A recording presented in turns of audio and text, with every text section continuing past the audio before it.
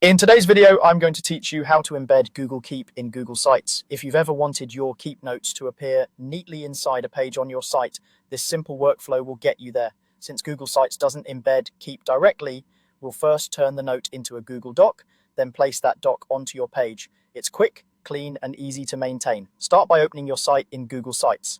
From the sidebar or the page list, head to the exact page where you want the note to appear.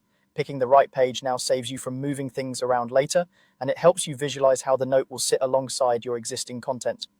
Next, switch over to Google Keep. Find the note you want to embed, click the three dots, also known as the More menu, and choose Copy to Google Docs. Keep will create a new document in your Google Drive with the contents of that note. This gives you a proper file that Google Sites can display. You don't have to open the doc right now, it just needs to exist in Drive so you can insert it on your site.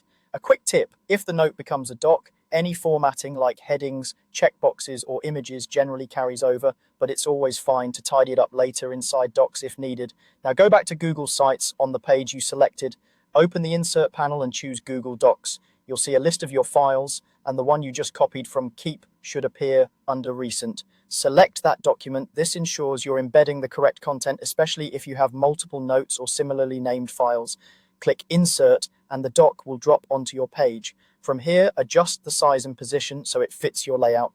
Drag the corner handles to resize and use the on-screen guides to align it with other elements. You can place it in a section with columns or center it for emphasis. If you want a cleaner look, consider toggling the title display off or on depending on how you want it presented.